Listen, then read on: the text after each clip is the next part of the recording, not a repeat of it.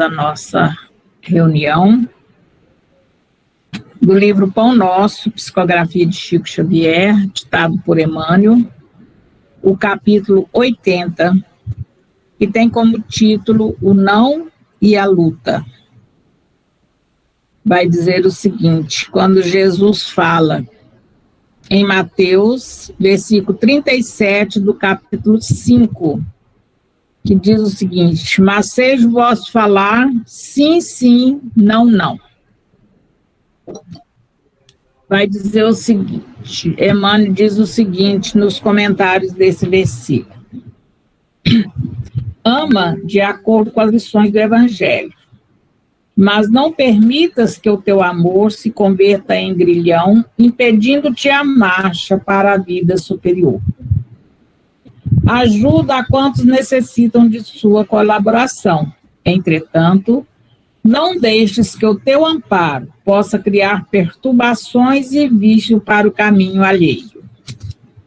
Atende com alegria ao que te pede um favor.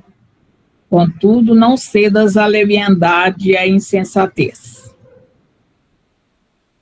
Abre portas de acesso ao bem-estar aos que te cercam, mas não ouvides a educação dos companheiros para a felicidade real. Cultiva a delicadeza e a cordialidade. No entanto, sê leal e sincero em tuas atitudes. O sim pode ser muito agradável em todas as situações. Todavia, o não, em determinados setores da luta humana, é mais construtivo. Satisfazer a todas as requisições do caminho é perder tempo e, por vezes, a própria vida.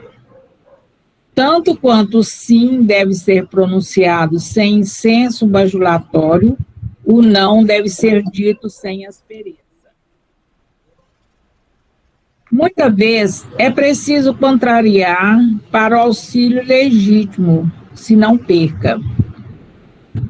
Urge reconhecer, porém, que a negativa salutar jamais perturba. O que dilacera é o tom contundente no qual é vazada. As maneiras, na maior parte das ocasiões, dizem mais que as palavras. Seja o vosso falar sim, sim, não, não. Recomenda o Evangelho. Para concordar ou recusar, todavia, ninguém precisa ser de mel ou de fel. Bastará lembrarmos que Jesus é o Mestre e o Senhor, não só pelo que faz, mas também pelo que deixa de fazer. Então, vamos elevar o pensamento ao Senhor. Meu Senhor, sábio dos sábios, Pai de toda a criação, põe a doçura em meus lábios e a fé em meu coração. Sol de amor que me conduz, na vida em que me agasalhas, enche os meus olhos de luz e minhas mãos de trabalho. Dai-me forças no caminho para lutar e vencer, transformando todo espinho em flores do meu dever. Pai, não te esqueças de mim, nas bênçãos da compaixão. Guarda-me em teu coração, de paz e de amor sem fim. Nas vibrações desta prece, ó Senhor, nós te rogamos o teu amparo, o teu auxílio para a tarefa que ora se inicia. Que as tuas bênçãos de paz possa recorrer todos os lares aqui representados. E aqueles, Senhor, que porventura aqui não puderam estar, mas estão sempre ligados a essa tarefa. Permita, Senhor, que a paz e a serenidade seja constante em nosso meio. Abençoa, Senhor, a Casa Francisco de Assis, para que ela continue sendo um local de esclarecimento, de ajuda, de compaixão e, principalmente, de estudo do Evangelho e da doutrina de Jesus. Abençoa-nos, ó Pai. Abençoa todo o nosso Brasil. todo o nosso planeta, nesses momentos difíceis em que estamos vivendo. Senhor, nós te pedimos pelos governantes, por aqueles responsáveis por todas as atividades de ajuda ao povo brasileiro e a todos os terráqueos. Abençoa, Senhor, para que eles tenham discernimento, tranquilidade, entendimento e, principalmente, muita serenidade nas decisões que devem tomar. Abençoe a todos nós, Senhor, hoje, agora e para todos sempre. Que assim seja, graças a Deus. Eu achei o aplicativo do Haggai. Boa noite a todos, aqueles que eu ainda não dei o boa noite. Vamos passar a palavra para o Marcelo, ele vai falar para nós hoje sobre João Batista, o precursor. Todos podem participar quando quiser, fazer perguntas. Se quiser fazer pelo chat, pode fazer. Se quiser abrir o microfone, fazer pergunta, colocação, estejam à vontade, né, Marcelo? Fica à vontade, Marcelo, até às 21 horas. Primeiro, obrigado, né, Isabel, pelo convite, né? Queria agradecer a Isabel aí, que tem tanto carinho, tanto esforço aí com esse trabalho das palestras virtuais, né, como teve antes aí com os estudos da casa, né? Nós sabemos quão difícil é, né, manter essa firmeza aí, e a Isabel aí tem sido aí, né, constante aí, não podemos deixar de agradecer aí pela boa vontade e pelo carinho dela aí, né? Faça chuva, faça sol, Isabel está aí com a gente. Pessoal, boa noite a todos, né? Hoje a gente está aqui para estudar, né, essa figura interessantíssima do precursor de Jesus, né, o João Batista, né? E é interessante que quando a gente estuda personalidades, né, assim, às vezes eu prefiro mais a parte mais simbólica das coisas, mas as personalidades também trazem, né, em si um retrato, né, daquela época, daquela vivência, né, e a gente entender o João Batista talvez seja um caminho para a gente entender a nós mesmos, né, porque o João Batista ele representa a espiritualidade antes do Cristo. O João Batista representa o caminho do homem comum, ainda vingativo, ainda agressivo, ainda cheio de mazelas, né? Ainda na vibração do olho por olho, do dente por dente, né? Que vem para ser o novo, que vem para poder renovar, né?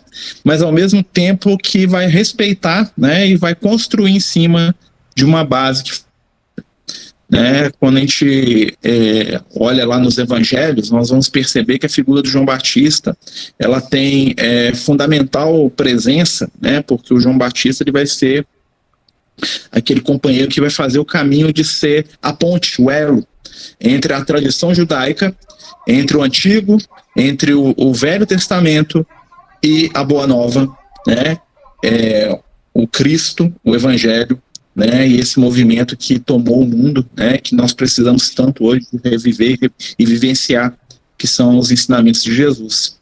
E a gente vai ver no João Batista alguém que, ao mesmo tempo que fecha uma porta do Antigo Testamento, né, ele abre espaço, né, para a presença do Cristo entre nós. Ele abre espaço, né, abrindo mão de si mesmo, né, a gente vai falar um pouquinho da história desse espírito aí, para que o Cristo possa vencer nos corações, inclusive no dele.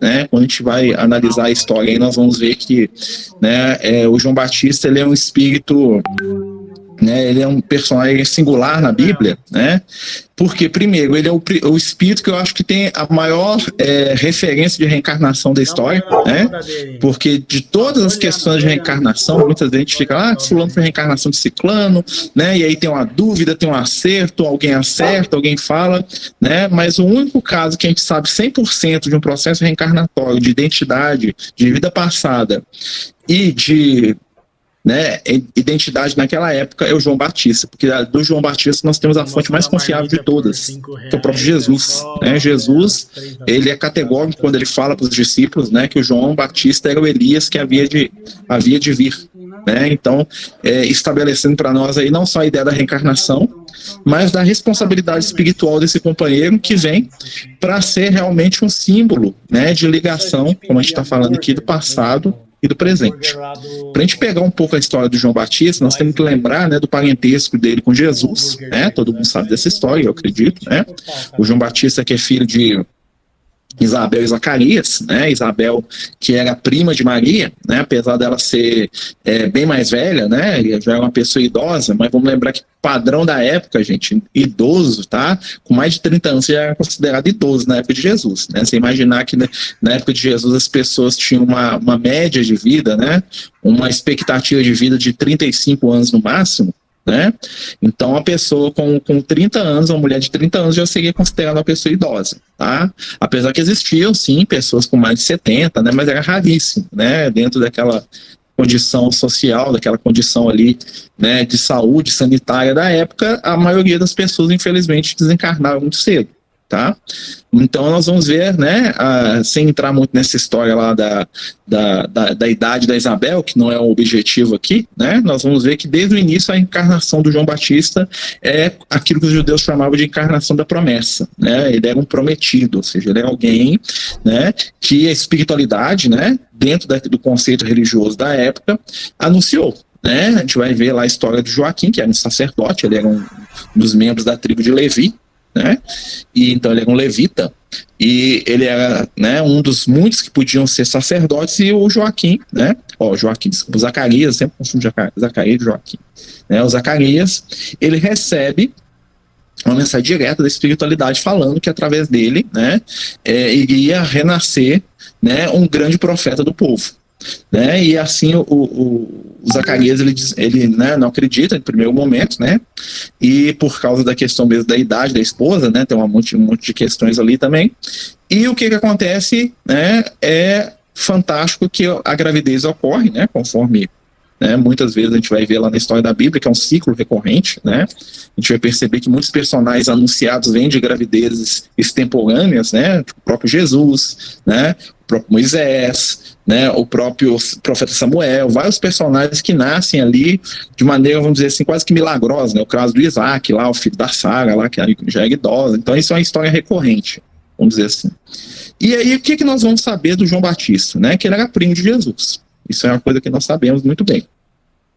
E o João Batista, ele trazia dentro de si, né, uma grande missão espiritual, porque dentro das profecias de Israel, né, os profetas, que eram grandes médiums, né, que eram grandes canais da espiritualidade superior para o povo de Israel, não todos, né, mas a maioria dos profetas eram espíritos de escola, eram espíritos iluminados, né, eles anunciam que o maior de todos os profetas, que é o profeta Elias, iria renascer.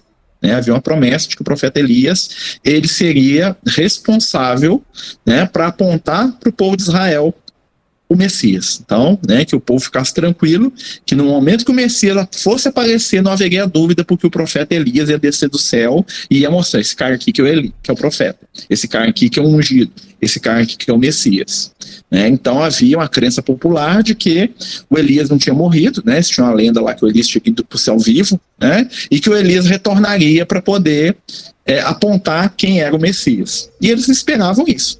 E realmente a espiritualidade envia o Elias numa nova existência, né? Agora como João, com essa tarefa. E para a gente entender a missão desse espírito, né, sem falar de outras encarnações anteriores, também não é o objetivo aqui, né, nós temos que lembrar o seguinte, né, o povo de Israel orgulhoso, senhor de si, dono da verdade, né, crente numa eleição espiritual, ou seja, eles acreditavam que eles eram um povo escolhido de Deus, né, e eles recebem o maior profeta da sua história reencarnado, que traz em si, né, todo um peso espiritual, e um peso espiritual de alguém que conviveu com aquele povo, né, durante toda a sua história espiritual, né, porque esse espírito, que é o João Batista, ele teve presente em momentos chaves do povo de Israel. Né?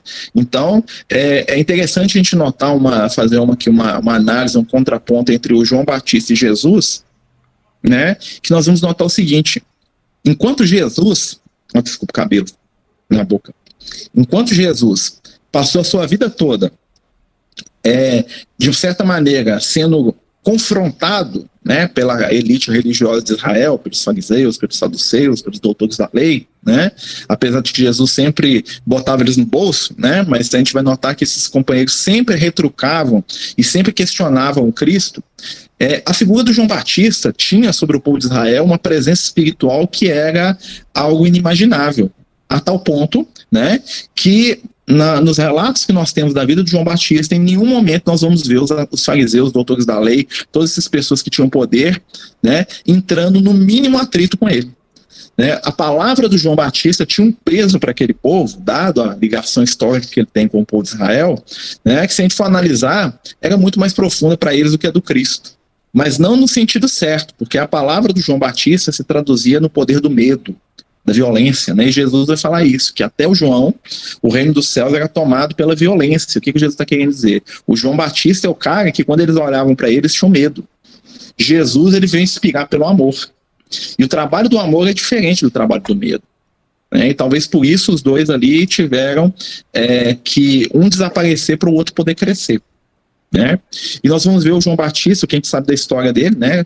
Ele tinha essa ligação, né, com os levitas, ou seja, ele tinha uma ligação com a estrutura sacerdotal, né, por causa do pai dele, né, diferente de Jesus, que era, né, um judeu, né, um descendente da tribo de Judá. O João Batista, ele, por parte de pai, né, ele era levita, ou seja, ele tinha acesso ao templo, ao estudo, às escrituras, né, ao Torá, né, de maneira mais, vamos dizer assim, aprofundada.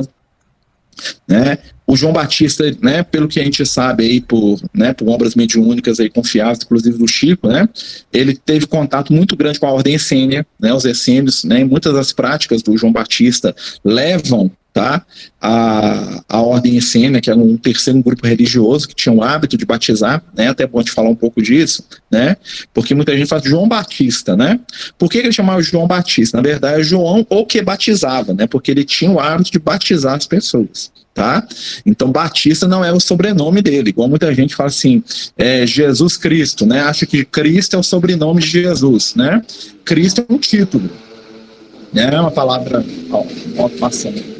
Né? Cristo é uma palavra em grego que quer dizer Messias, quer dizer ungido, né? Só que o grego, como era o inglês da época, então acabou pegando esse nome Cristo, tá, gente? Mas Jesus em vida nunca foi chamado de Cristo por ninguém, até porque, né, na terra dessa palavra era uma palavra estrangeira, tá? E muita gente acha que o sobrenome de Jesus é Jesus Cristo, ou Jesus de Nazaré, né? Então era muito comum naquela época as pessoas adotarem ou serem chamadas pela região de onde eles vieram. Por isso que nós temos lá Paulo de Tarso, Jesus de Nazaré, Maria de Magdala, Maria de Nazaré, né, que é tipo assim, fulano que veio do lugar tal, né?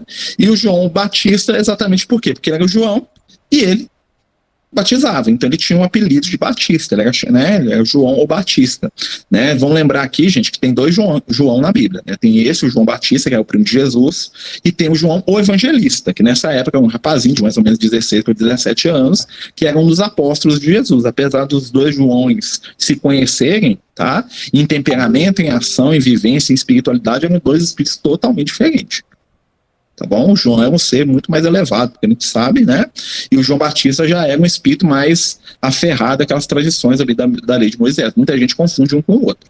Quem escreveu os evangelhos, quem escreveu o Apocalipse, aquela coisa toda, foi o João Evangelista. Até ele tem esse nome exatamente porque, né? É o apelido que ele recebeu porque ele escreveu o evangelho, para diferenciar um do outro. Tá?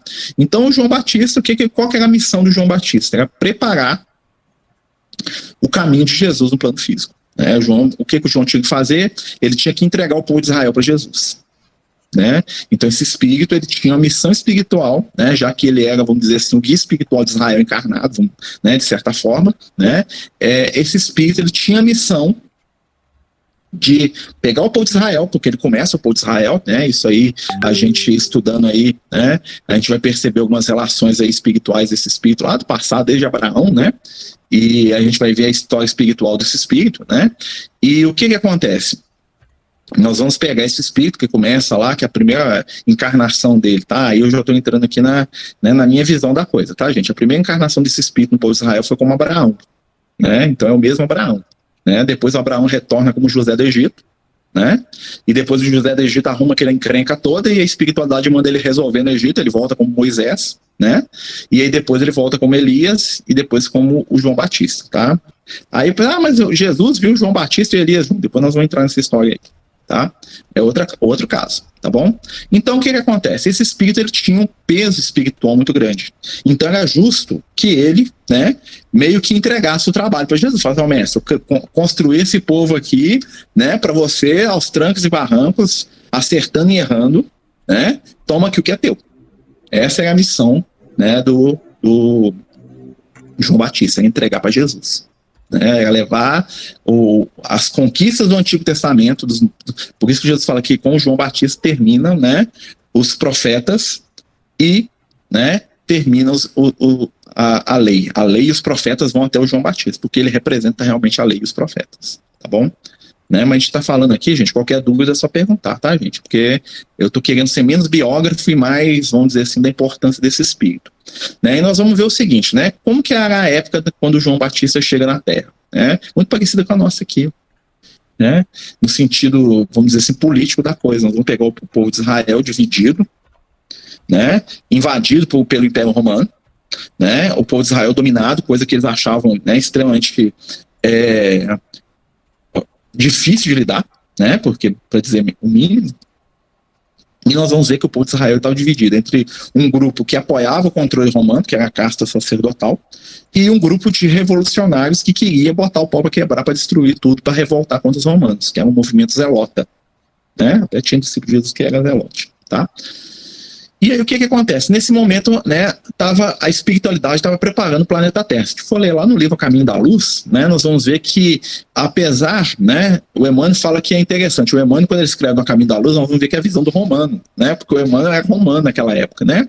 Então o Emmanuel fala assim, nós estávamos vivendo o momento da paz de Augusto, né, o imperador romano Augusto, né, que era o imperador quando Jesus e quando João Batista nasceram, né? O imperador Augusto, que é caracterizado por um momento de paz, né? Porque o Império Romano tinha dominado todo mundo, então não tinha uma guerra, né? Todo mundo era escravo do mesmo império, né?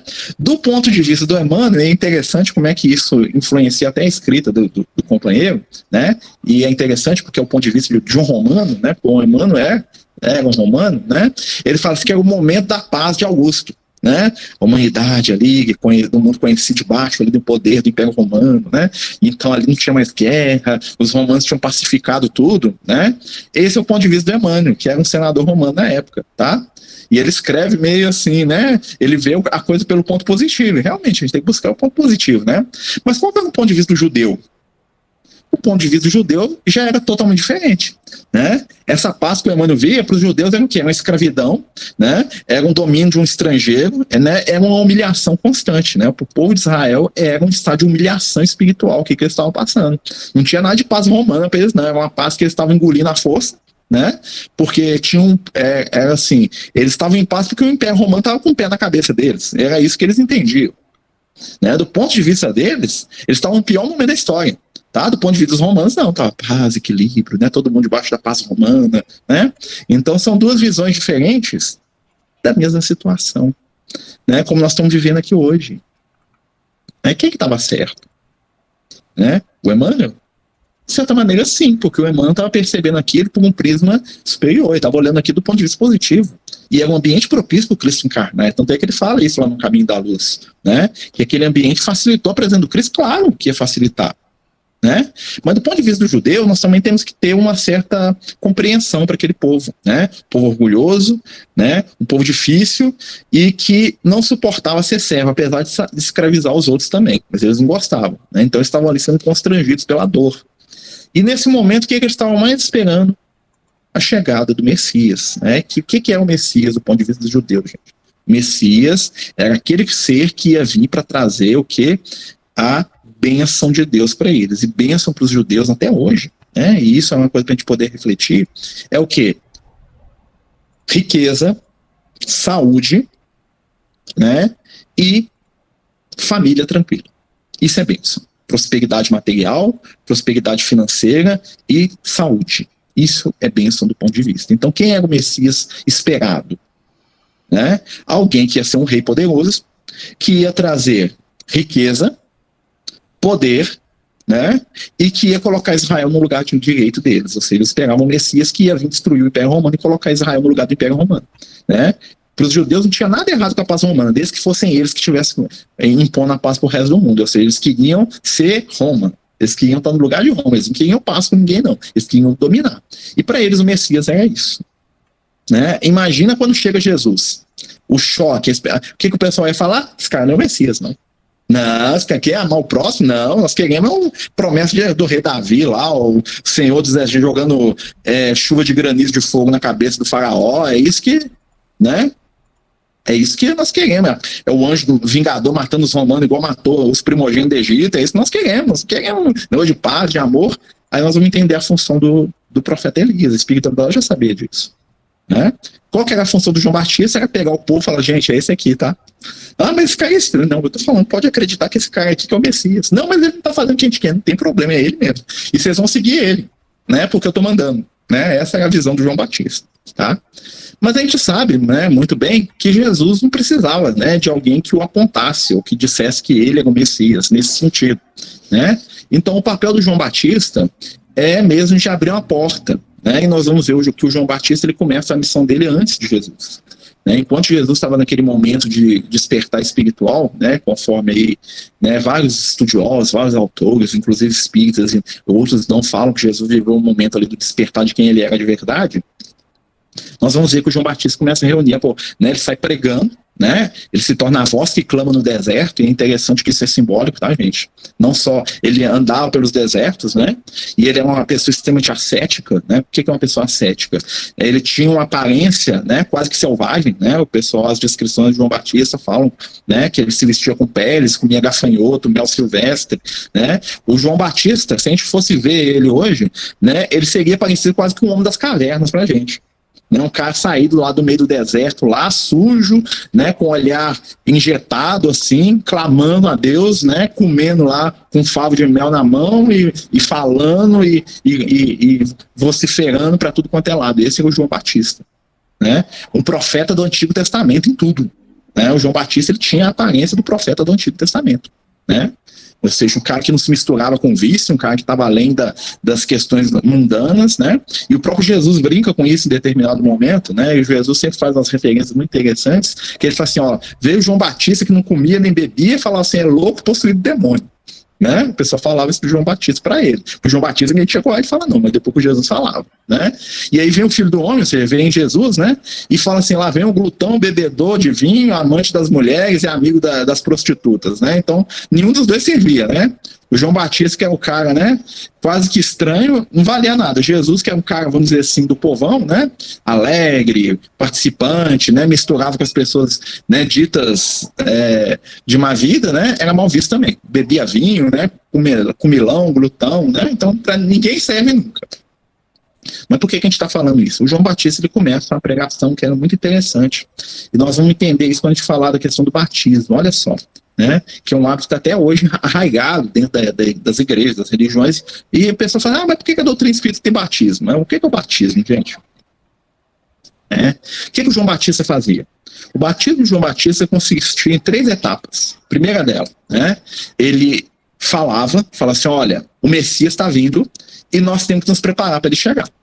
Porque quando ele chegar, né, ele vai vir para revirar esse negócio de cabeça para baixo. Ele falava do jeitão dele, né? Ele não ia falar que Jesus era amor, o negócio dele não era isso. O negócio dele era botar fogo no negócio. Então, o Messias está chegando, ele vai botar aqui, ele está com o machado posto aqui, ele vai cortar todo mundo e jogar no fogo. Era esse o discurso de João Batista. Então, primeiro ele avisava. Segunda coisa, nós temos que nos tornarmos dignos da presença do Messias. Como é que nós vamos fazer isso? Nós vamos ter que ter uma vida nova, né? E nós vamos ter que, para a gente ter uma vida nova, precisa de 2 coisas. Primeiro, você tem que batizar, você tem que entrar na água e sair de novo. E segundo, você tem que ter mudança de vida. Você tem que se transformar. Se é ladrão, deixa de roubar. Se é mente, deixa de mentir.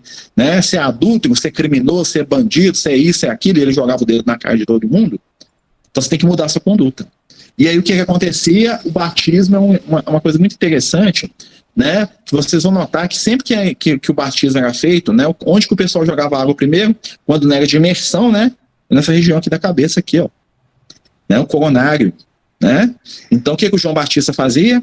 Ele trabalhava a consciência da pessoa, falava assim, você tem que arrepender, né, tanto é que os doutores da lei, os fariseus, eles iam ser batizados pelo João, eles iam lá, entravam na fila lá, né, ele parava lá do Rio Jordão, né, que era mais quase que um córrego gigante, tá, gente, é uma coisa, né, mergulhar no Rio Jordão de só em pouquíssimos lugares, porque é um trem meio bem agreste mesmo, né, não é aquela coisa cinematográfica que a gente vê no filme às vezes, é uma coisa muito mais agreste, né?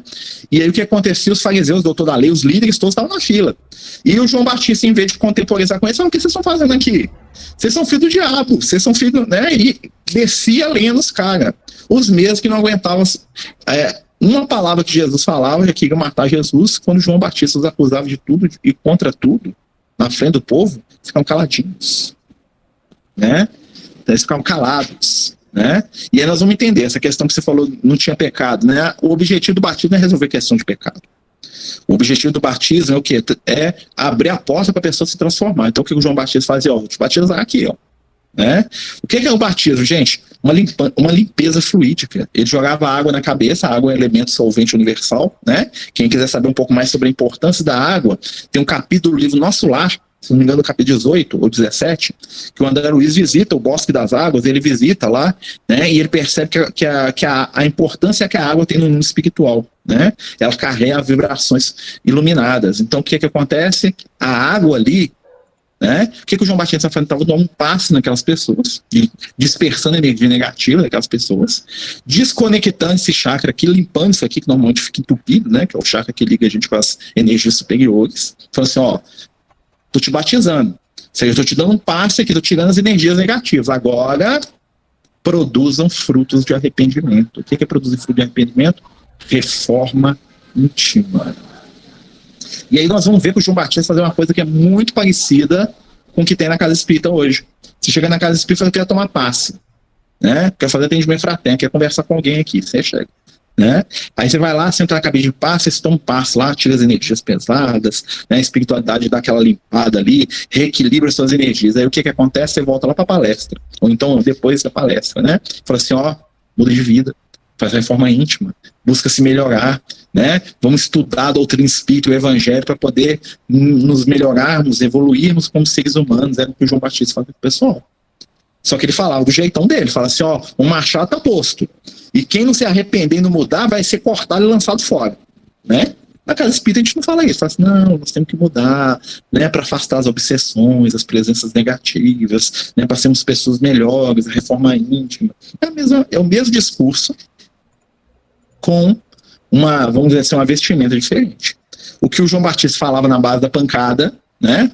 Quando eu falo pancada, sempre ele batia pesado, né? Não fisicamente, né? A gente fala hoje aqui com uma maneira mais moderada, mais tranquila, mais amorosa, mas é o mesmo convite. Modifica, transforma, deixa de sintonizar com o que você sintonizava, né? E o que acontece? Segue em frente.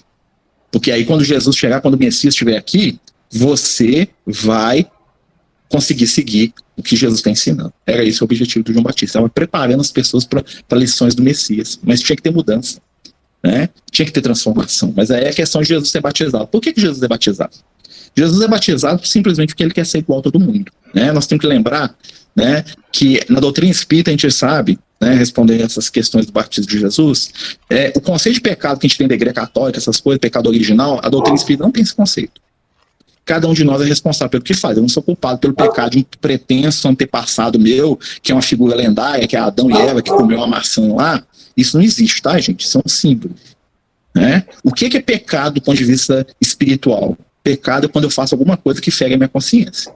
Jesus pecou? Não, porque tudo que Jesus fazia era dentro do que a consciência dele dizia. Então não tem pecado. Quem vive dentro da consciência, ou seja, dentro dos limites da sua consciência, não peca. Então, um ser humano como nós pode não pecar? Sim. Se eu der conta de viver o que a minha consciência pede, eu não peco. O problema é que a gente briga com a consciência e às vezes a gente não escuta ela, tá? Então, aquele ato de Jesus ir lá para ser batizado por João Batista é um ato simbólico. O que Jesus foi fazer? Ele falou assim, olha, eu respeito o que você fez até hoje, daqui para frente eu tomo conta. Né? E nós vamos ver que Jesus vai ser batizado, tanto é que o João Batista assusta com aquilo, né? Porque o João Batista, com a percepção espiritual que ele tinha, ele sabia que Jesus não tinha nada para renovar, para transformar, para modificar, e Jesus falou, não, eu que tenho que ser batizado por você, mestre, né? Eu que tenho que aprender com você, você tá doido? O João Batista, não, é da lei. Jesus falou para ele, não, é da lei, Sei o que Jesus está falando para ele. Vou respeitar, né? Porque até agora quem manda aqui é você. A referência espiritual desse povo aqui, João, é você por enquanto. A partir de você que eu vou pegar esse povo para guiar. E não vai ser só eles, não, vai ser a humanidade inteira. Né? Que na verdade Jesus já estava fazendo isso no mundo espiritual. Mas vamos dizer assim, oficialmente, né? Quem era a referência espiritual do povo de Israel era o João Batista. Então Jesus respeita aquilo, né? E ele meio que toma o bastão do João, fala, agora é minha vez, João, pode deixar que nós vamos resolver esse negócio aqui daqui para frente, né? E aí o que vai acontecer a partir desse momento? Vai acontecer que os seguidores de João Batista vão começar a diminuir e o João mesmo começa a mandar as pessoas, vai atrás dele, ele que é o Messias. Vai atrás dele, ele que é o Messias, né? Ele que tem que ser seguido. Né? E tem até é muito interessante, né, que depois que Jesus sai, né, acontece realmente aquilo, Jesus começa a crescer, as pessoas começam a seguir Jesus, né, e o João Batista começa a ficar em segundo plano, porque o João Batista era o passado, o João Batista era até ali, né, dali para frente era com Jesus. E é interessante que até depois esses espíritos aparecem, que a gente não tem notícia de reencarnação do João Batista, interessante isso, né. E é interessante que aí nós vamos ver a história. Para a gente entender o João Batista agora, nós temos que voltar lá no Antigo Testamento. Nós vamos entrar lá na história do profeta Elias. Né? O profeta Elias, que é um personagem extremamente interessante e polêmico. Né? O profeta Elias que tinha lá um problema com o rei de Israel da época, que chamava-se Acabe, né? E com a esposa desse rei, né? Uma senhora chamada Jazebel, ou Jezebel em algumas traduções. Bom, o nome certo era Jazebel. Tá? O pessoal fala Jezebel porque traduzia errado. E o que acontece, né? Essa Jezebel, ela era uma pessoa de uma religião diferente, né? Ela adorava um deus chamado Baal, né? Baal, o senhor das moscas, né? Um deus lá etrusco. E o que acontece? Ela introduziu o culto desse deus lá em Israel. E o Elias, que era, né, fanático pelo deus de Israel, começou a dar problema. E o que aconteceu? Como ela era a mulher do rei, ela tinha um poder muito grande sobre o rei. Olha como é que as histórias se repetem. É interessante, né? Ela tinha um poder muito grande sobre o rei. O que ela faz? Ela faz com que o rei, o Acabe, né, que é o rei de Israel, mate todos os profetas do Senhor, que fica só o profeta Elias, fica só Elias. Porque o Elias ninguém tinha coragem de botar a mão nele, não, mas mesmo assim ele tem que sair fugido. Né? Em determinado momento, né, estou resumindo aqui ao máximo, tá, gente? O Elias retorna, né, com a ajuda da espiritualidade, e ele faz um desafio com os profetas de Baal. Né? Ele fala assim, vamos botar 2 bois aqui, né, chamar o povo, e vamos fazer o seguinte, nós vamos rezar. O Deus que mandar fogo e comer o boi com fogo do céu aqui é o Deus de verdade, né? E o que acontece, né? E ele fala assim para os profetas de Baal, pode começar vocês, né? 500 contra ele que é cada um, né? E os profetas de Baal começam a rezar, eles tinham um negócio de cortar o corpo lá para poder chamar o Deus deles lá, né? E eles ficam o dia inteiro fazendo isso, se cortando, se rasgando, e nada do fogo descer do céu e queimar o tal do boi lá no altar. Aí o Elias fica lá fazendo troça dele, fala, não, grita mais alto aí, talvez Baal tá dormindo, né? Ou às vezes Baal foi no boteco tomar uma, né? Ou às vezes Baal viajou e esqueceu de vocês, né? E eles lá, né? Aí chega lá no momento do Elias, o Elias, que é um grande médium de efeito físico, tá, gente? Ele tinha uma mediunidade estrondosa, né? O que ele faz? Ele faz uma prece lá e ele bota fogo naquele negócio lá com a vibração espiritual dele, né? Com a mediunidade de efeito físico dele. O que o Elias faz? Ele tem uma vitória cachapante, né? Tipo assim, ó, Deus que eu acredito existe, o Deus dele é uma mentira. O que o Elias faz? Ele fala assim, ó, tudo bem, gente, vocês viram que o meu Deus é real, então vamos fazer o seguinte, mata todo mundo, passa todo mundo na espada, né? E mata mais de 400, né? Se não me engano, 480 aqui, profetas de Baal. Todos são mortos debaixo dos olhos de Elias, manda cortar a cabeça de todo mundo. Né? E ele se torna responsável espiritual, lembra, né, gente? O que a gente planta, a gente colhe, né? O que acontece? Assim como o Elias reencarna como João Batista, né? Aqueles companheiros com os quais ele tinha problema também reencarnam, como 2 personagens também com poder de novo, né? O Herodes volta como filho do Herodes o Grande, também chamado de Herodes Antipas, né? E a Jezebel volta como a meia-irmã dele, que depois casou com ele. É um negócio muito complicado isso aí, mas era assim, tinha incesto lá entre eles lá, né? A Herodíades. E o que acontece? Essa Herodíades, né, que era a Jezebel, né, não ia com a cara do João Batista de jeito nenhum, nem o Herodes, né, o Herodes que era meio aquele banana, né, aquele cara que a gente fala que é banana, que a mulher manda nele, era o Herodes, né, e a Herodíades tinha um ódio do João Batista, né, por causa dessas brigas do passado lá, né, com certeza ela não sabia, mas ela olhava para ele, ela se sentia mal, e o João Batista criticava eles publicamente, falava assim, ó, vocês são os reis de Israel, vocês vivem em incesto, e ainda é adúltero, porque essa aqui é a esposa do seu irmão. Né? Antes dela casar com você, antes dela ser incestuosa com você, você casar com essa sua meia irmã é casada com seu irmão. Então, além dela ser incestuosa, ela é adúltera. Esse é o rei de Israel, isso é uma vergonha. E jogava isso na cara dele toda vez que via. Até que a mulher, em determinado momento, não aguentou aquilo, né? Convenceu o Herodes, e o Herodes prende o João Batista. Foi por isso que o João Batista foi preso, de tanto falar mal do rei e da mulher. Né? E ele perseguia mesmo, né? No Evangelho conta, nos livros apóstolos, que ele corria atrás do carro deles, né? Eles passavam de carruagem, e o João Batista correndo atrás e gritando, chamando eles de adúltero, de incestuoso, né? E ela gritando atrás deles lá, porque o João Batista não suportava aquilo que era errado, né? Tem até uma frase do Emmanuel, né? Que eu gosto muito, que ele fala no livro Emmanuel, que o Emmanuel fala assim, o João Batista, né, ele representa o Antigo Testamento, e ele fala assim, se a mulher adúltera tivesse sido levada até o João Batista, ao invés de ser levada até Jesus, claro que o João Batista estava desencarnado nessa época, tinha morrido, né, o que ia acontecer? O João Batista ia ser o primeiro a tocar a pedra na testa dela, porque ele era a lei de Moisés encarnada, ele seguia aquilo que é a lei de Moisés, ele não estava nem aí pro amor, não. Quem perguntou aí, incesto não era permitido no povo de Israel, não. Havia muito pouco. Havia no Egito, tá? Mas era pouco, né? Só os reis que tinham, tá? Mas entre o povo de Israel isso é uma coisa abominável, tá? Mas aí a família do Herodes, eles não eram judeus de nascença, eles eram um outro povo que os romanos colocaram lá, tá? Para ser rei. Só que, né? Aquilo que eles faziam, esses atos de incesto, tanto é que o Herodes casou com a sobrinha depois, né? Que é a filha lá da Herodíades, né? Aquela história toda, né? Entre o povo de Israel isso é uma coisa absurdíssima, tá? O João Batista babava de ódio quando via esse negócio aí, porque é uma ofensa um rei de Israel a ter uma conduta que ele tinha, naquele contexto daquele povo, tá, gente? Né? E eu tô falando dentro da visão do João Batista, claro que a gente tem que entender, estava encarnado, ele tinha um monte de questões ali, né? E aí o que acontece? O João Batista é preso, né? E é preso logo por quem? Pelo Herodes. E aí o que a esposa do Herodes faz? A Herodíades, ela já tinha percebido, né, que o Herodes estava de olho na filha dela, né, como todo desequilibrado no campo do sexo, né, ele estava lá casado com a irmã e estava de olho na sobrinha já, né, que é uma mocinha lá. O que ela faz? Ela pede para a filha seduzir o Herodes, porque o Herodes tinha medo dele. Isso é interessante. A relação dos dois era assim, a Herodíades tinha ódio, queria matar de todo jeito. O Herodes, alguma coisa dizia que aquele cara ali não podia mexer com ele tinha pavor do ele. Ele tinha pavor do João Batista, né? O Herodes fazia de tudo para não matar o João Batista, ele tinha medo do João Batista, ele tinha medo da reação popular, ele tinha medo de um monte de coisa, ele era um cara extremamente medroso, tá? Não confundir esse Herodes aí com aquele Herodes que matou as crianças. É o pai dele, tá? É porque é o sobrenome, é igual César, tem vários, né? Herodes também era uma família, tinha vários Herodes, tá?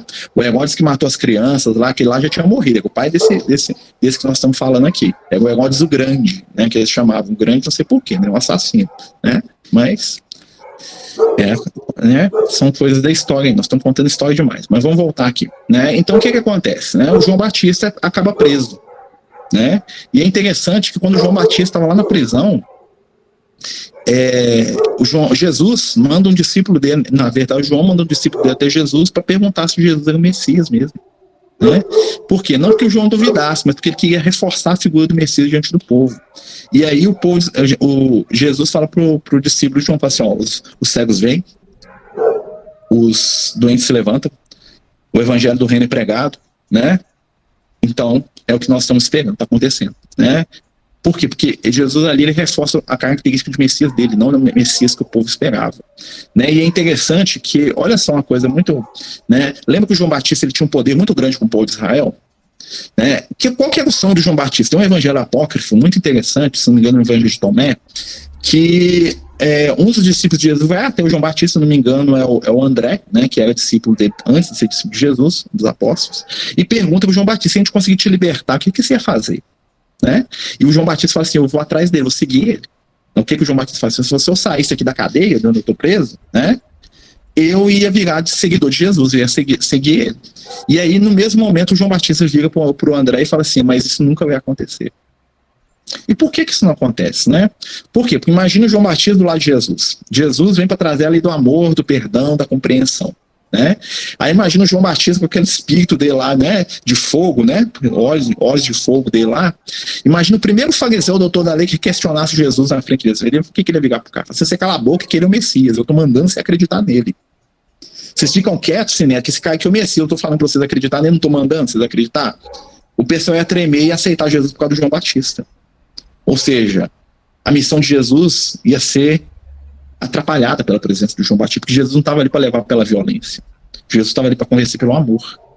E o João Batista não ia dar conta de ficar do lado de Jesus e ver Jesus ser humilhado, ser agredido. Ele ia tomar as dores de Jesus e ele ia obrigar o pessoal a acreditar em Jesus à força, na marra, porque essa é a característica espiritual dele.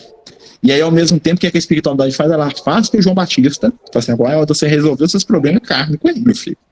Né? E aí o que acontece? Né? Na famigerada festa lá, que tem lá o Herodes embriagado, né? A menina dança lá e faz outras coisas que não está na Bíblia, imagino eu, né? O Herodes promete que ele faria qualquer coisa para ela. E ela fala assim, eu quero a cabeça do João Batista na bandeja. Lembra lá dos profetas de Baal lá que foram assassinados lá, né? Quase 400 anos antes? E o Herodes, com muito medo, com muita dó, com muito sofrimento, manda matar o João Batista. Por quê? Porque, né, senão ele ia ficar mais desmoralizado ainda. Já era mandado pela mulher, já era mandado pela sobrinha. Né? Se ele tivesse prometido uma coisa e não fizesse, aí que ele ia perder toda a moral dele. Ele vai lá e manda matar o João Batista. E é quando esse grande espírito, né, ele desencarna. E é interessante que o João Batista ele fala uma frase muito interessante, né, porque a história espiritual do João Batista ela é uma história de uma redenção que está num nível, gente, que às vezes a gente não para para pensar, porque ele é um espírito que ele sempre foi poderoso, ele sempre foi famoso, ele sempre foi líder, ele sempre foi, vamos dizer assim, o personagem principal da história. E esse espírito tinha um grande problema com a vaidade, né, com o orgulho, com a arrogância. Uma das últimas frases que ele fala, né, os discípulos dele lá com ele na cadeia, né, os discípulos dele falam assim, mas esse Jesus está parecendo mais que você, mestre.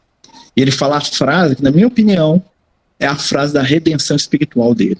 Que ele fala assim, importa que eu diminua e que ele cresça.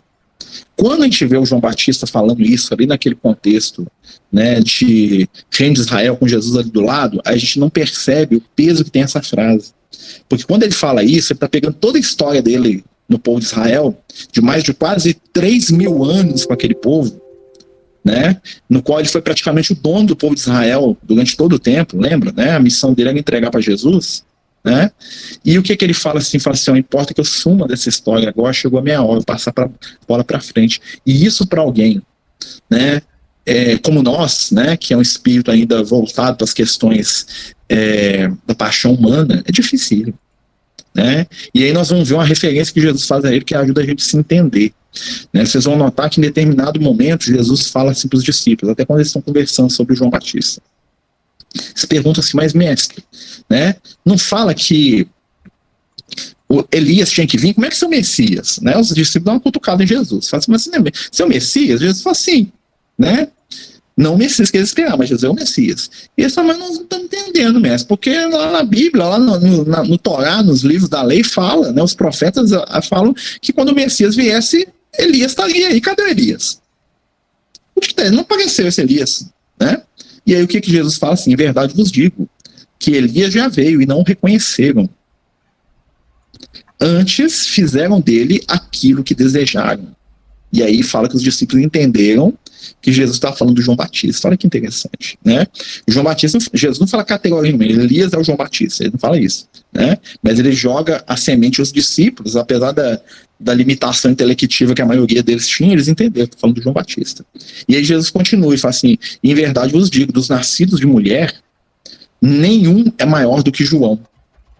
Né? Mas o que é nascido de mulher? Se a gente for analisar Jesus, ele tinha uma didática muito interessante, ele usava simbolismos que os judeus entendiam, que às vezes para a gente é meio viajado, né?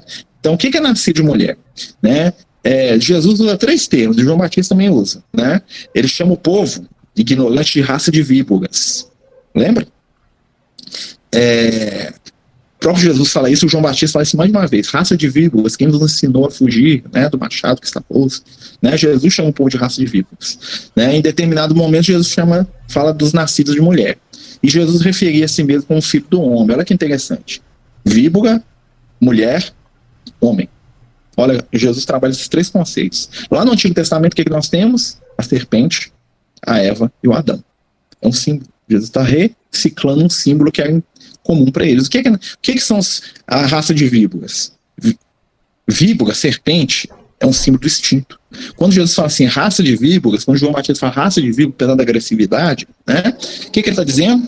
aqueles que ainda são dominados pelos seus instintos.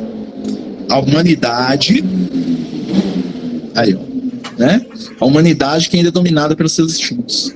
E quem são os nascidos de mulher que o Cristo se refere? Os nascidos de mulher são aqueles que são dominados pela mulher. O que é mulher na Bíblia? Mulher é o símbolo da emoção, sentimento. Né? E aí ele fala assim, dos nascidos de mulher, ou seja, daqueles que são dominados pelas suas emoções, o João Batista é o maior. Né?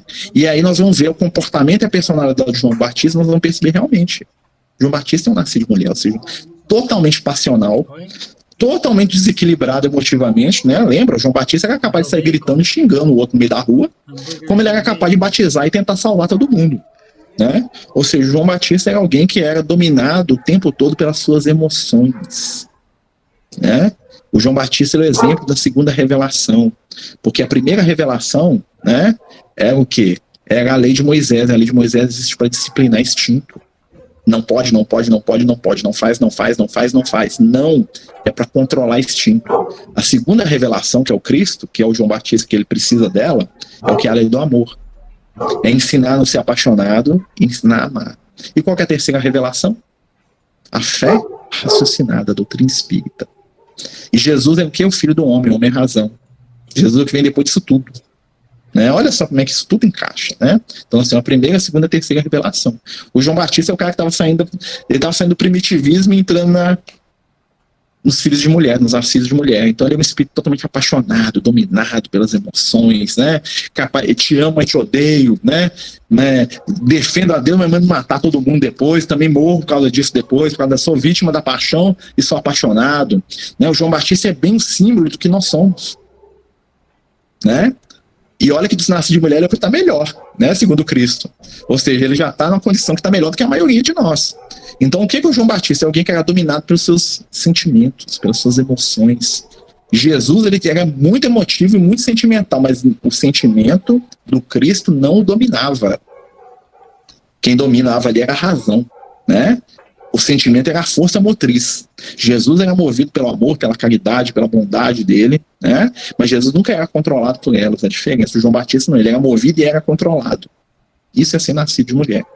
Né? É ser dominado pelas suas emoções da mulher interna, né? Porque na Bíblia a mulher representa o sentimento e o homem representa a razão. Não quer dizer que todo homem, né, que biologicamente é racional. Existe muito homem que é totalmente irracional. E nem que toda mulher é sentimento. E sim, né, que favorece isso. Né? Mas é o homem e a mulher dentro da gente. O meu lado mulher é o meu sentimento, o meu lado homem é a minha razão. E o meu lado instinto é a minha serpente, tá tudo aqui dentro. Não tá do lado de fora. Né? O João Batista representa essa luta. No João Batista predominava o quê? A mulher. Ou seja, ele é um escravo dos próprios sentimentos dele, das emoções. Né? E quando ele fala assim, importa que eu diminua para ele crescer, foi quando ele controlou as emoções dele, controlou a vaidade, o egoísmo. Foi quando ele encontrou a redenção espiritual dele. Foi o momento maior da vida dele, foi esse. E a gente passa às vezes batido, a gente acha que é o momento do batismo, a gente acha que foi quando ele se sacrificou e cortaram a cabeça dele, não. Foi quando ele percebeu o papel dele diante do Cristo, que era o papel de um precursor, era o papel de um colaborador que estava ali para preparar o terreno para Jesus, e que ele tinha que sair de cena, né, porque não era adequado ele ficar do lado de Jesus naquele momento, que Jesus precisava tomar conta do cenário. Não que Jesus não fosse fazer isso com ele do lado, claro, né, gente, Jesus é Jesus, né, mas, né, ele foi, vamos dizer assim, convidado pela espiritualidade. Dá licença, é que agora é a vez de Jesus. E ele entendeu isso muito bem e não se revoltou, aceitou. Falou, não, é realmente a vez dele. Eu vim aqui, tudo que eu fiz é para ele. Né? Aos trancos e barrancos, aos erros e acertos. Né? Agora que chegou o dono da casa, eu estou feliz. Né? Agora que chegou o noivo, né, usando lá a linguagem bíblica, eu estou feliz. Né? Quem perguntou aí sobre a questão do Elias aí, da reencarnação, né?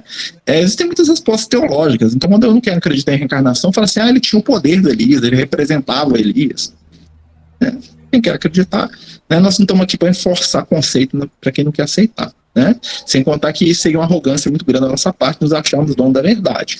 Né? O que nós falamos aqui é o ponto de vista da doutrina espírita, né? Respeitando aí o ponto de vista da igreja evangélica, da igreja católica, mas não é o nosso. É igual a questão do batismo, do pecado, né? São conceitos que para eles têm uma visão diferente da que tem dentro da doutrina espírita. Né? A nossa função aqui é explicar dentro da visão espírita, né, que o batismo nada mais é do que do que um ritual que a igreja criou, né, que representava algo que eles nem sabem mais o que é. Que, na verdade, João Batista estava promovendo uma limpeza ali, energética na pessoa, que é muito parecido com o que faz no passe. Então, a gente pode imaginar que toda vez que você está tomando um passe, é a mesma coisa. Né? É o mesmo ritual? Não, ele nunca vai ser. Tá? Porque o batismo em si, né, o mais importante não é entrar na água e sair da água. Né? Porque isso também tem um simbolismo, que é a reencarnação, tem um monte de coisa. Né? Mas isso aí não é o nosso assunto. O mais importante é o que o João Batista falava depois do batismo. Né? Vocês querem receber o Messias? Produzam frutos de arrependimento. O João Batista estava falando na lata. O primeiro cara que pregou a reforma íntima. Ele falou assim, muda. Faz a reforma íntima.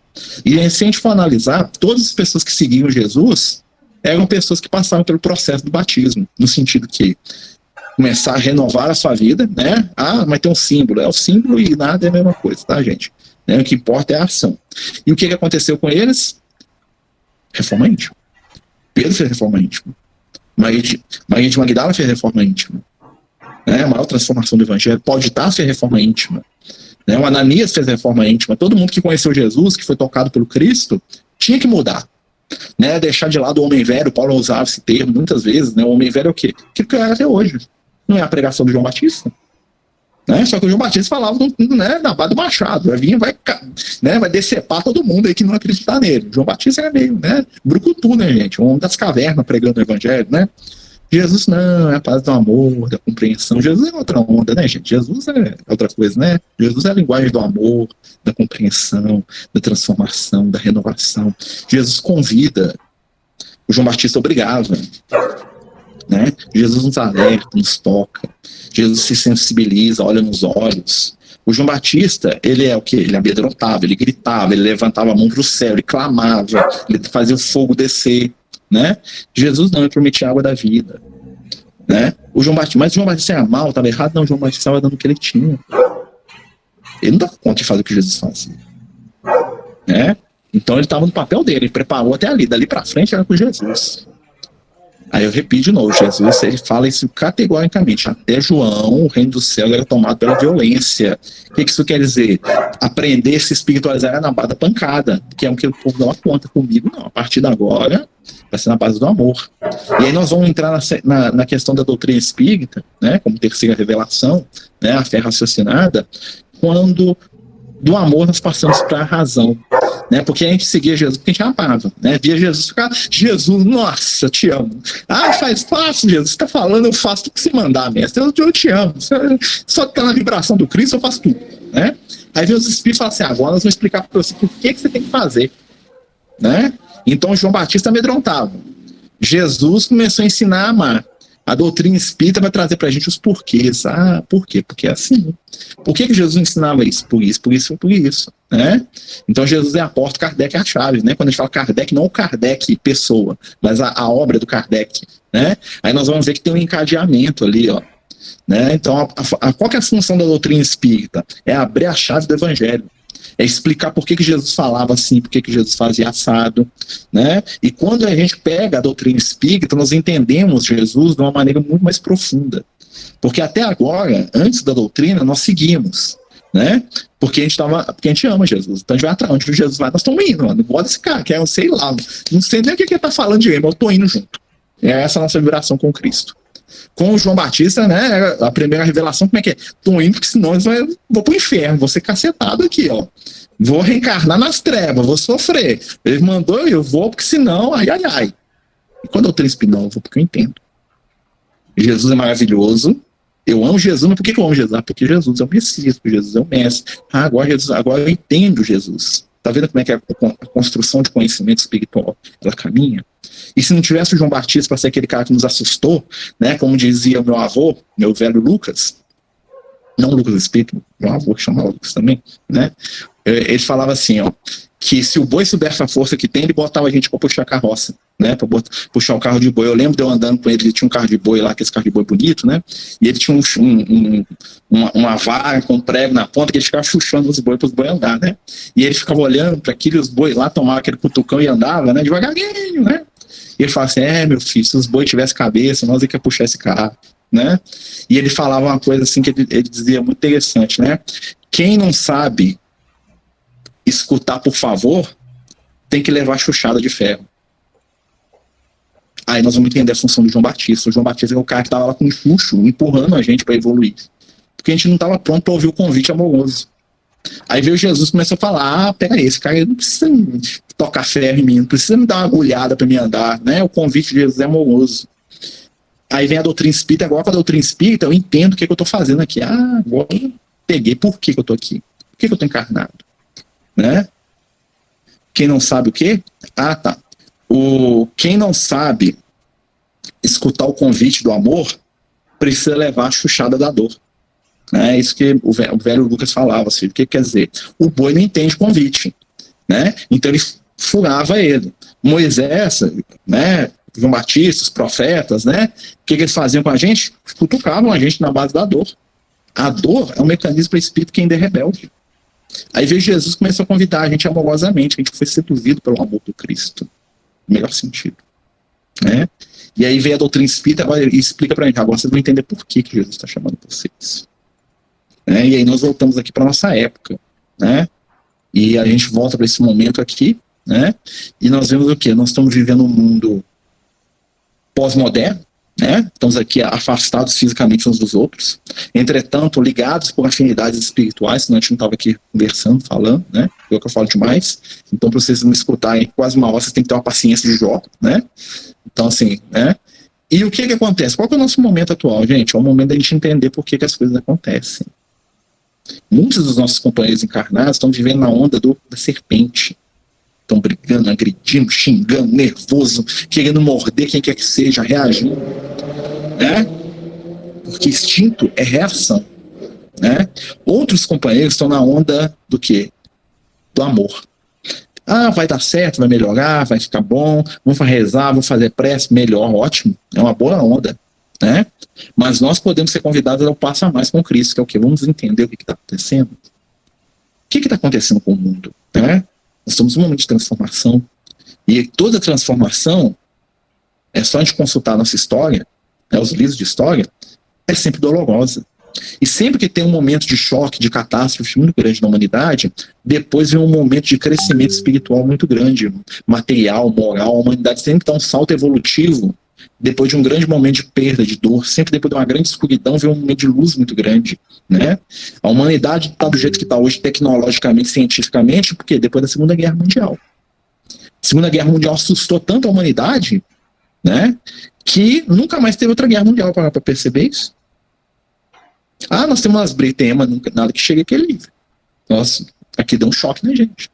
E o que nós estamos passando hoje está dando um choque na gente. Nós vamos ter que mudar nossa forma de interagir, nossa forma de respeitar a vida, a natureza, de respeitar uns aos outros. Nós estamos percebendo que nós estamos tudo conectados, apesar de a gente detestar de ser conectado, né? Porque o que acontece lá na cidadezinha, lá da China, impacta em mim aqui. O que acontece com a gente aqui vai impactar lá no cara, lá na Alemanha, na Itália, na França. Olha só, gente.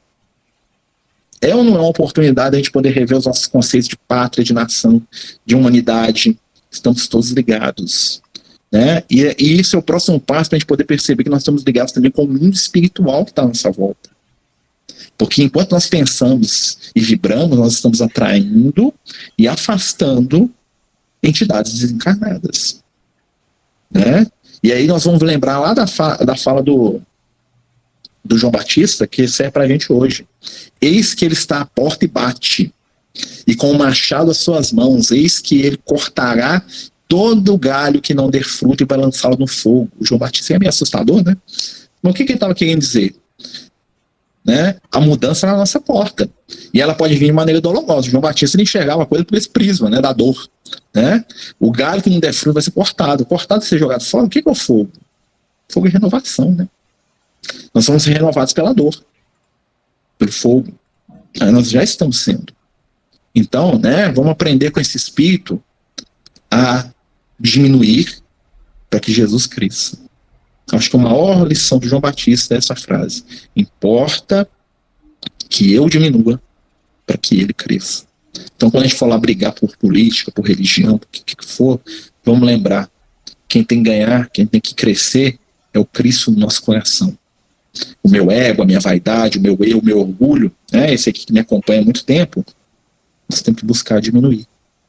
né? Porque importa que o Cristo cresça dentro de nós e que o nosso eu diminua. Se a gente fizer isso, nós vamos sair dessas pandemias, dessa prova que nós estamos vivendo, muito melhores. Porque essa é a vontade do mais alto. Guardando a fé, esperança, boa vontade. Né, pessoal? Tem 1 minuto para acabar aqui, né? Claro que não dá para falar tudo, né, desse personagem fantástico, o João Batista, né? Muito mal visto pelas pessoas às vezes, porque é um incompreendido, né? Porque é difícil mesmo, você está do lado do Cristo, né? Jesus do seu lado, você sendo você mesmo, você vai, né, destacar negativamente. Pode botar qualquer um de nós do lado de Jesus lá, que nós vamos ficar feio pra caramba na fita, né? Então o João Batista deu esse azar, né? Ou deu essa sorte, né? Porque ele cresceu ali, né? Então eu queria, só pra gente terminar, né, agradecer a todos vocês que participaram aqui com a gente, né? Antes de passar a palavra aí para Isabel e para o Ricardo, né? Queria mais uma vez, né, agradecer a Isabel pelo trabalho que ela tem feito aqui, né, no grupo de estudo Francisco de Assis. Queria agradecer que diante de todos vocês aqui, né, essa companheira, né, que a gente tem aí com maior admiração, né, não concordo com tudo da Isabel, ela sabe, nós não concordamos em tudo, né, nós já até brigamos já, né, mas eu tenho uma grande admiração pela Isabel, é a disciplina, a postura que ela tem, e ela é uma pessoa autêntica, no sentido que, né, ela se propôs a fazer esse trabalho, ela tem feito esse trabalho mais de 1 ano, né, e ela está aqui, ó, faça chuva, faça sol. Queria agradecer demais a Isabel, né, agradecer não só pelo trabalho que ela faz aqui no departamento, nos estudos, como também o trabalho que ela fez lá com a gente na assistência social, né, espero que ela volte para assistência social, né, precisamos da Isabel lá com as mães, tá, vou chorar aqui com você, tá, mas assim, de coração, tá, Isabel, eu queria te agradecer aqui diante de todos, né,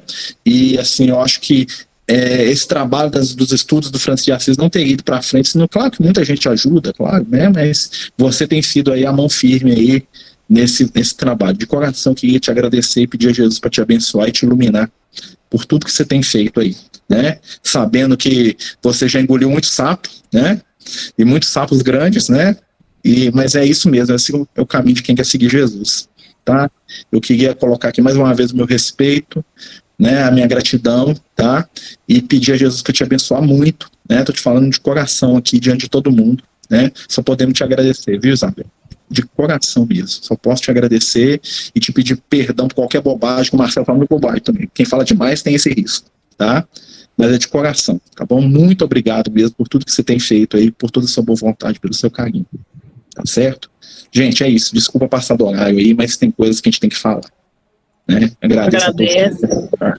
Eu que agradeço a oportunidade que eu tive de trabalho, de crescimento, mas chega uma hora que a gente tem que entregar o bastão, né? O Alan vai fazer o encerramento, porque nas próximas reuniões será ele o responsável. Alan, é com você. Só para aproveitar, se emendar as palavras do Marcelo, eu tenho um amor muito grande pela Isabel. Eu estou aqui hoje porque o primeiro sorriso que me acolheu de uma maneira encantadora e impossível de resistir foi a Isabel. Não tinha ninguém, eu estava procurando uma atividade específica que eu gostava muito de trabalhar, eu entrei na casa de Francisco de Assis, o primeiro sorriso que iluminou meu caminho foi a Isabel. Então, só reforço as palavras do Marcelo, é realmente uma pessoa que nós amamos e gostamos muito. Se eu estou aqui hoje, participando desse momento tão belo, sim, muita gratidão pela Isabel e pelo carinho que ela me acolheu lá nos meus primeiros dias de Francisco de Assis.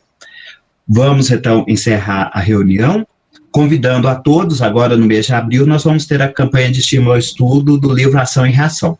Nós estamos fazendo a divulgação nas redes sociais, você já tem acompanhado, e contamos com a presença de todos, lembrando que vai ser numa segunda-feira agora, a partir de abril, o estudo, a campanha de estímulo ao estudo, e a partir de então as reuniões também nós vamos retornar elas para as segundas-feiras. Vamos elevar o nosso pensamento a Deus e a Jesus. Agradecer por essa oportunidade de estarmos reunidos. Que o lar de cada um que esteve conosco nessa noite, em particular, possa ser imensamente iluminado. E que essa luz possa não apenas permanecer nesses lares, mas se espalhar como fogos de artifício, de amor, de esperança, para este nosso país em particular, que tanto necessita desse amor. Que nós sejamos como aquele jovem que deu o pouco que tinha, mas que nas mãos de Jesus virou muito. Portanto, que sejamos todos nós abençoados e que o nosso amor possa se espalhar a todos aqueles que necessitam. Que tua paz, Divino Mestre, permaneça conosco hoje e sempre. Que assim seja, graças a Deus. Bom, obrigado, gente. Uma boa noite a todos. Obrigado, Marcelo. E até outra oportunidade, se Deus quiser.